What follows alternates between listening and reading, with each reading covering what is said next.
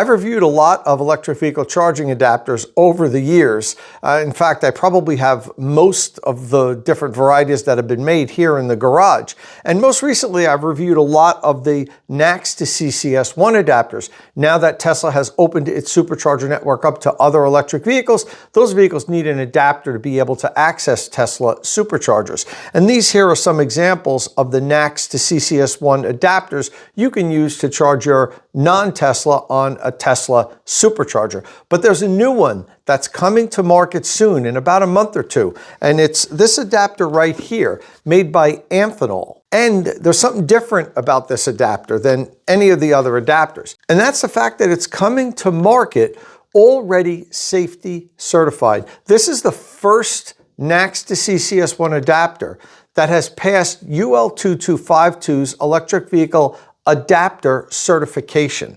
So while there may be a bunch of adapters out there, none of them have yet been officially safety certified, including the ones that Tesla sells.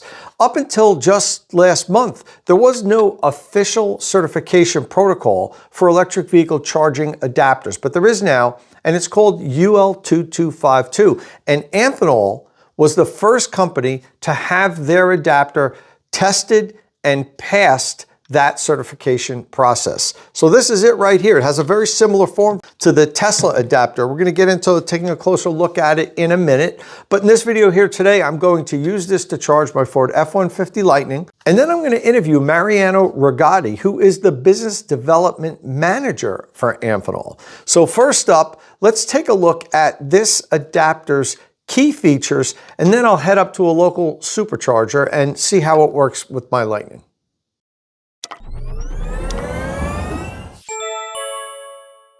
Okay, so let's take a look at the unit's key features. The price is about $200. We don't have a set price yet, but I'm told it's going to be about $200.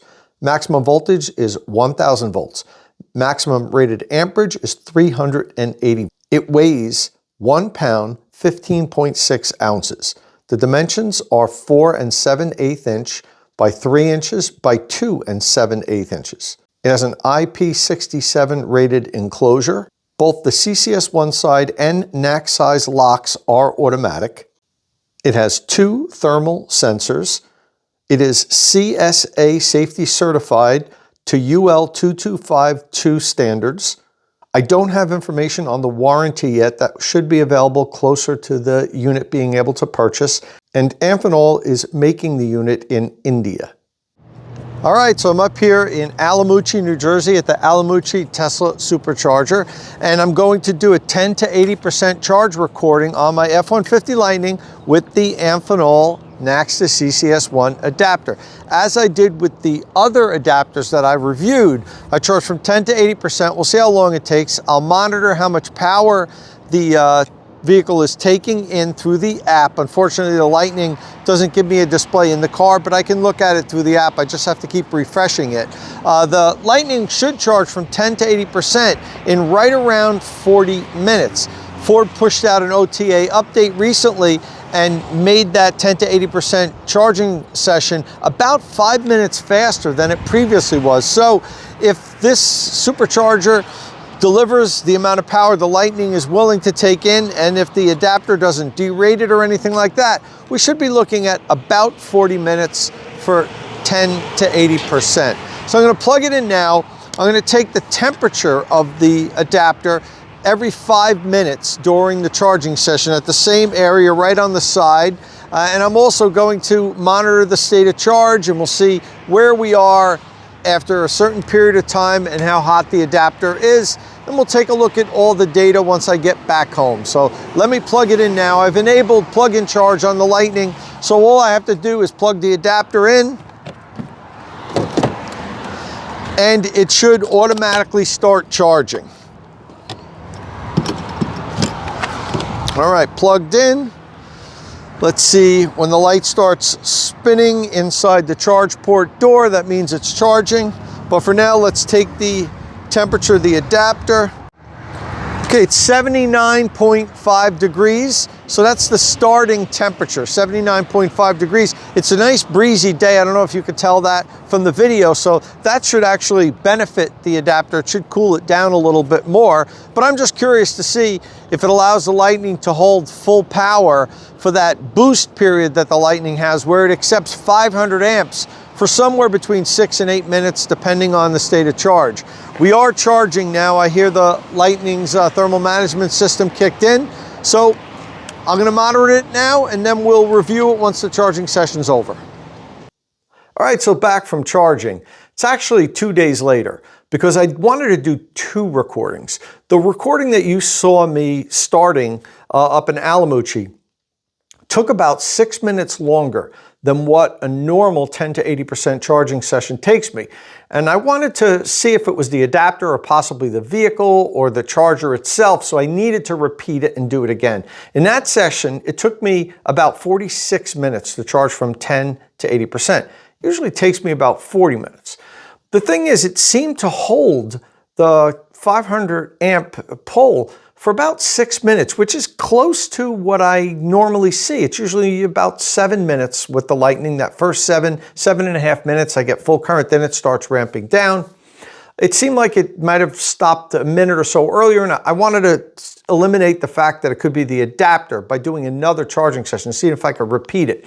So I did back-to-back days. One thing I love about Ford's Pro Power onboard is even if I charge the Lightning up to 80%, when I come home, I just plug in my Rivian or my Equinox, and I let it charge overnight from the Lightning, and the Lightning's down to 10% in the morning when I wake up. So I'm able to, even though I was at a high state of charge, I was able to bleed the battery off overnight and then do another 10 to 80% charging session.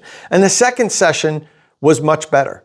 It actually only took 42 minutes, and we held full current for 7 minutes, 7.5 minutes, what I always see. So I think it might have been the vehicle or even the charger itself that slowed charging a little bit. And the other reason why I didn't think it was the adapter was if the adapter hits a thermal limit, you're going to see a dramatic drop off of current. It's going to be charging at 180 kilowatt and then all of a sudden 100 kilowatt or something like that. That didn't happen during the charging session at all. So I didn't think the adapter triggered thermal reduction in current, and that's why I wanted to repeat it. As far as the temperature of the unit, I measure the outside temperature of the unit. I do that with all the adapters. On the first charging session, it was 79.5 degrees when I started. 20 minutes into the session, it was up to 112 degrees. That was the peak, and then it started cooling off a little bit. So that's still well within UL2252's temperature rating for the enclosure. As a matter of fact, let's take a look at UL2252's temperature rating and how warm the adapter is allowed to get. So you can see it depends on what the composition of the surface is. This is a non-metallic adapter, which they all are non-metallic. And the first line is really what you have to be concerned with. Handles or knobs that are grasped for lifting, carrying, or holding. The whole adapter falls in that category. So with non-metallic, it's allowed to get to 60 C. That's 140 degrees Fahrenheit. So we didn't get anywhere near that. So even though it did warm up to 112 degrees, there really is no problem with that. You can grab 112 degrees. It feels warm, but it doesn't feel burning or anything like that. So there's no problem with that at all. The Lightning did pull about 182 kilowatt for a while, and then it started its normal ramp down. So the charging sessions took a little bit longer than what I'm used to seeing, but I honestly don't think that it was because of the adapter, because after talking to Amphenol, they explained to me that if the adapter hit a thermal limit, you would have seen an immediate, drastic drop in the power. And that didn't happen. Both the charging sessions kind of went up, held for a little while, and then gradually went down, held for like 120 kilowatt for the second half of the charging session, which is what I normally see with the Lightning. So it was able to accept the power. Now, it was only about 80 degrees Fahrenheit. So it's not in the middle of the summer. It's not over 100 degrees out. Will this derate in, if you're in Florida or Texas or Arizona in the middle of the summer and it's over 100 degrees Fahrenheit out and you're in the middle of a parking lot and the sun's beating down on this thing? It could, it might derate, but as long as it works and it derates, you might have to stay at the charger 5 or 10 minutes longer, but you still have access to a charger that you couldn't without an adapter. And I think all the adapters will work that way, quite honestly. I think in the middle of the summer, if it's extremely hot out and sun's beating on all of them and you're delivering 500 amps or 450 amps, I think you're going to see a lot of the adapters derate for a little while, and that's okay. It's just going to take a little bit longer to charge. We've seen superchargers derate because the handles get too hot, and people used to put wet rags around the Tesla connectors to keep the connector cool so it didn't derate. Tesla fixed that with a software update, so you can't do that anymore. It doesn't work anymore.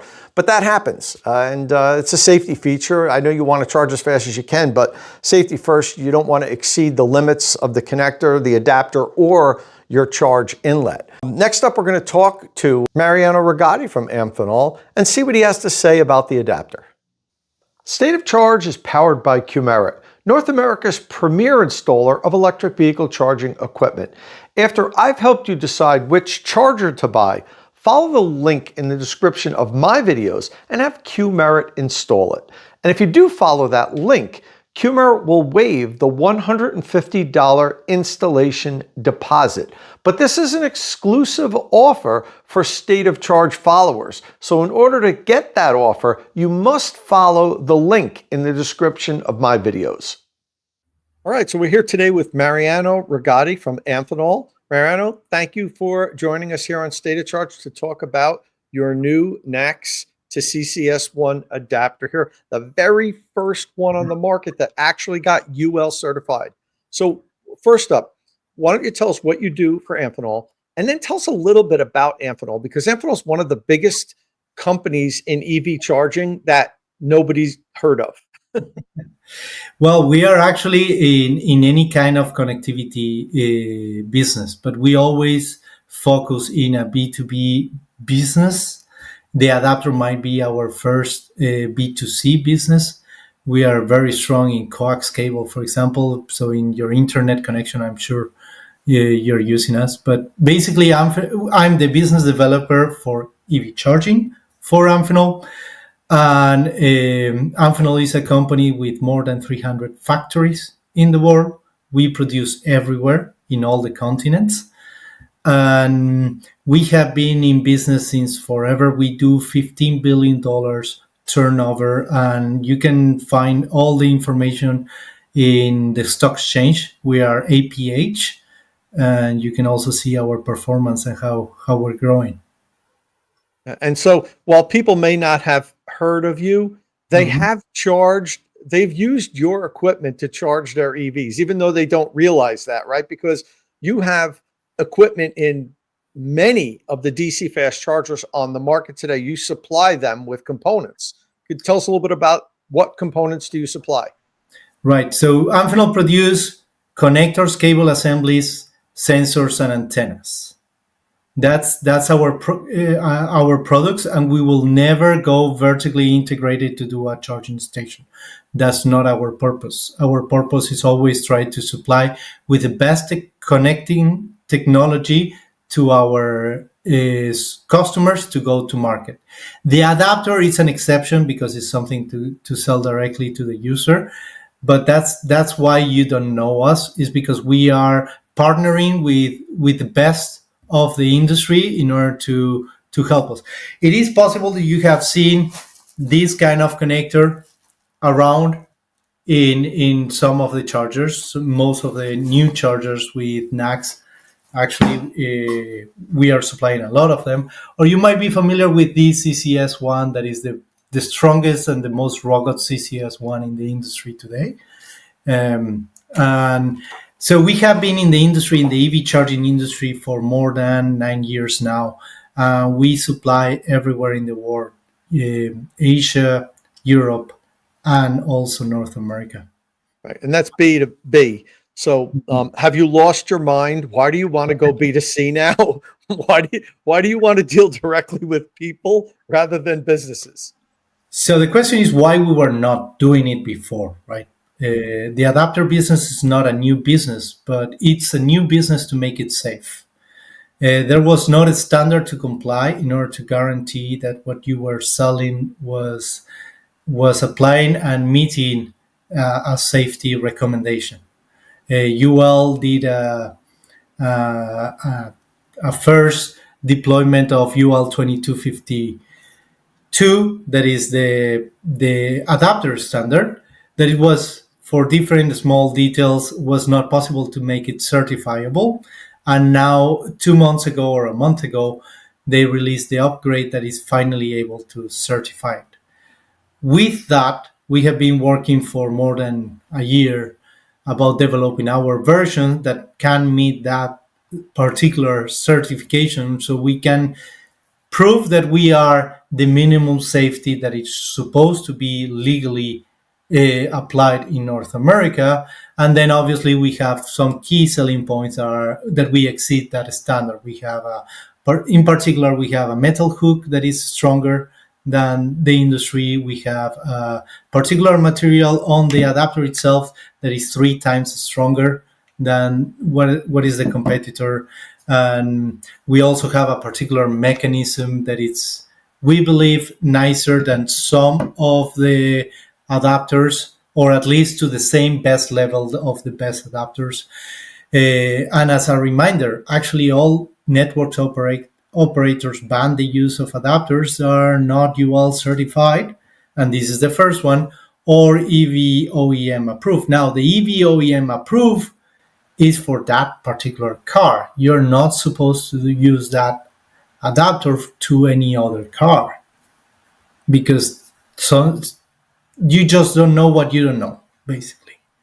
If it's UL certified, safety certified by a body like UL, it should be able to be used on any electric vehicle. But I understand, follow your automaker's directions. But you did say something that Tesla has kind of made it clear that they only want OEM approved adapters. I haven't heard them say UL certified adapters. I assume that would be their policy, but I don't think they've come out and said that it's okay if an adapter gets UL certified. Have they? Have I missed that? There's no need to make a statement when there's no UL approved adapters. Now that there is, they will need to take a statement. I would think so, because if it passes UL 2252, which yours has, I don't understand why Tesla or any of the other OEMs would then say, yeah, but it's not good enough for our electric vehicle. I don't understand why anybody would have that reasoning, but I'll ask the companies directly and see what they have to say about that. Now, talking about your certification. So this was UL certified at 1,000 amps, 1,000 volts, 380 amps. Most of the new adapters, they're all new. Most of the adapters that came on the market in the last year that were not certified have 500 amps stamped on the side and on their box. And the owners of the companies have told me directly that we're going to get it certified for 500 amps. None of them have so far. And the only adapter that's UL certified is certified for 380 amps. You and I had an interesting conversation about why it is rated at 380 amps and why you think it will be extremely difficult, if not impossible, for other companies to actually get their adapter to pass UL 2252 certification at 500 amps. Could you explain that? Yes. So the certification and current rating that we are mentioning and advertising on 380 amps is related to a particular process of certification that define a way of doing the test with a particular ambient temperature that will control a particular T-rise, and it's operating and mating particular equipment, right? That equipment cannot be liquid cooled in order to make the test. Therefore, the highest and the most powerful NACS connector currently in the market is our 380. So that's the magic number of the 380. Why are we certifying 380? It's because it's just the highest current rating in dry cables. We cannot use liquid cooled cables. Now, if you use it with a liquid cooled cable, it's going to be a better scenario. So the idea of the standard was to be in the worst case scenario, right? It's just now, in order for you to compare, you need to compare a current rating UL certified with another current rating UL certified. Unfortunately, in the industry, as of today, everything was a little bit the Wild West, where everyone was able to claim whatever they wanted. 500 amps without a real detail about what that means or how it was tested, it doesn't mean much. So you were comparing even adapters that they all claim 500 amps, and it's highly probable that they perform different because one did it with a liquid cool, the other one did it with a certain amount of time, not a full 40 minutes charging session. They were doing maybe 10 minutes at 500 amps, and they consider 500 amps enough because most of the cars cannot take more than 500 amps for more than 10 minutes. So maybe whoever producer at the time considered that that was enough to claim to be. Now, with the UL, in order for you to claim, you need to prove it. Yeah. Well, listen, I own EVs that can charge at 500 amps. And some of them for up to 10 minutes or so. Mhm. Is it unsafe for me to use this with those EVs? Well, if it's rated for 380 amps, and I know I'm going to be pulling 500 amps for up to 10 minutes, depending on the state of charge and so forth. What will happen? Will it just derate? Will it shut off? It's a great question. So the connector itself is capable to charge more than 380. It's just certified for 380 because that's the worst case scenario. Technically speaking, in our adapter in particular, can charge with a liquid cooled charging gun 500 amps for half an hour, technically speaking. However, that obviously it also depends on the ambient temperature, right? We have also liquid cooled charging that can do 600 amps, and then you're going to ask me how much time on 600 amps. What is important is that if by any chance you are charging more than the adapter can deploy, it by the SAE J3400-1, it has two thermal switch.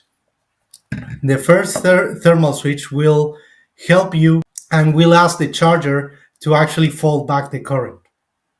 The second thermal switch is if everything continue going higher on temperature, is going to shut proximity.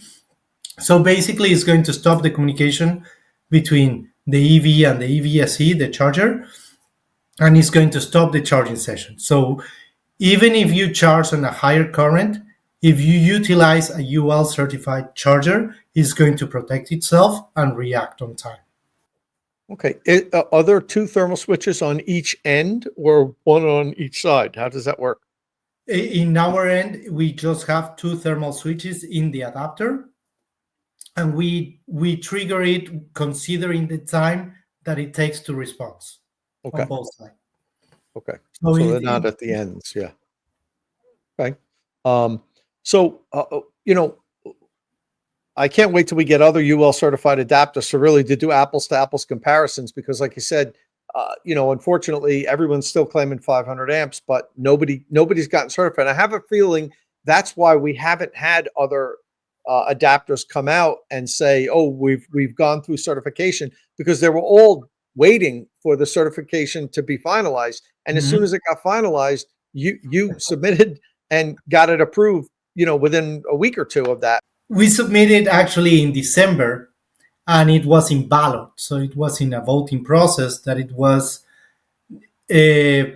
didn't achieve the amount of votes that was required for 2 or 3 rounds. So actually it was postponed, the release, till March, but we actually submitted already to be certified in December. So it was waiting in the third party laboratory to actually be finalized to just make the signature. Which was CSA, right? You used CSA, which is a very well respected, reputable testing facility.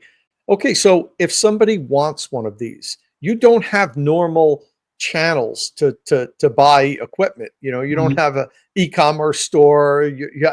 How will somebody buy one of these? So obviously we're working with different channels in order to start selling them through there. The one that I can tell you is that we're going to obviously sell it through Amazon. That's one of the main channels that everyone buys the adapters. Uh, Now, because of the tariff, we shifted on time in order to produce it in another place that is not China, but it's taking us 2 extra months to actually hit the market.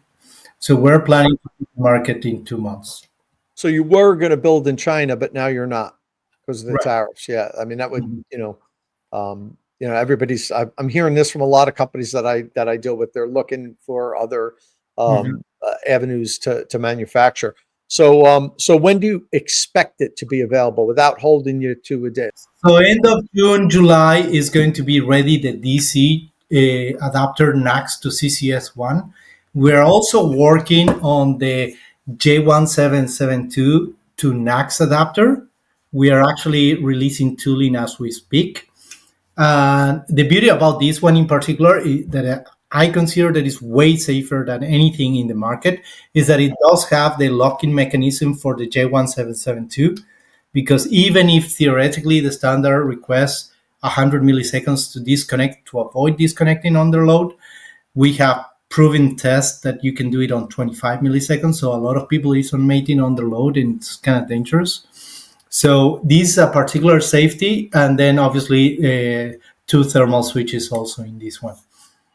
And what Mariano is referring to, for those that don't know, with the J1772 connector, when you have to press the button in order to release it, Mhm. and right, well that's the adapter, and you have a certain amount of time. Mhm. Relative, very quickly, it shuts power off. But what he's saying is they've proven that you can actually press it and pull, and before the adapter cuts power, you're starting to release the adapter, and that's unplugging hot, and that's a problem. And currently, none of the adapters have a locking interconnect like what you're Mhm. proposing in yours. They're all just simple, pull It out does have adapter. it on DC, but not on AC. Right? You Yeah, I meant J1770. This is J1772 to right. NACS. Yeah, yeah. So okay, so you're going to have two different adapters. I'll drop links in the description of this video once they become available where you Mhm. can purchase them. So if you're watching this,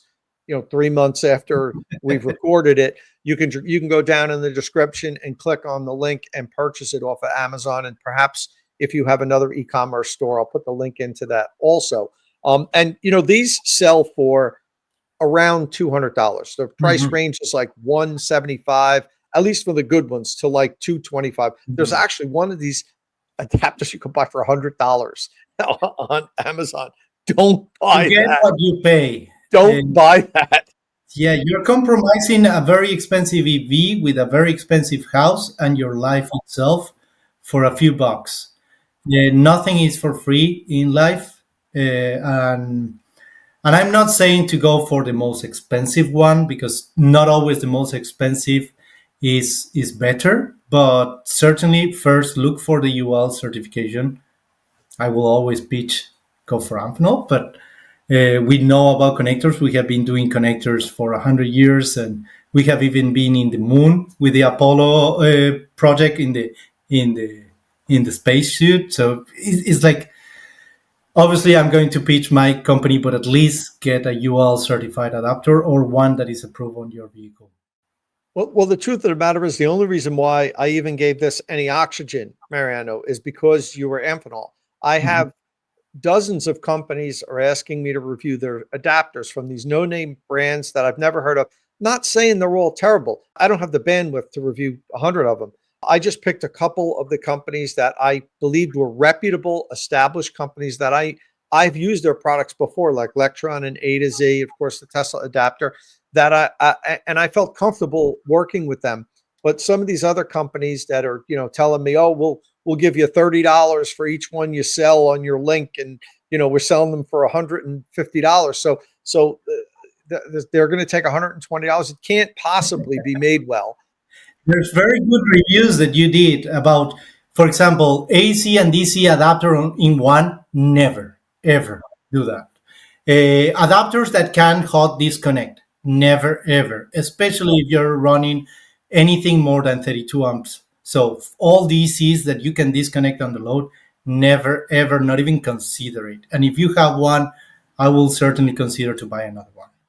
Yeah, and a lot of people ask me about the adapters. That why can't they be AC and DC? It has the pins. Why can't you? Why can't we do the both? Well, how about if it has a lid on it? A spring-loaded lid to cover those DC pins while I'm charging on AC, which is what some of the brands do. And I mean, theoretically, yes, if that's working and functioning, you're going to be okay. But what happens when you drop it and that the cover breaks off, and now you're like, oh, I don't want to buy another adapter. I just won't touch it or whatever, So it's not safe.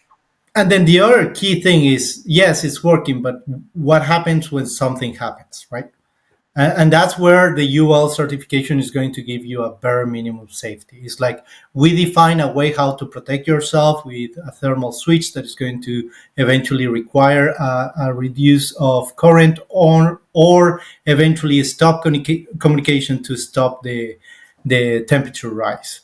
That's a way how it was defined in the standard, and that's how UL is testing and guarantee you that actually works.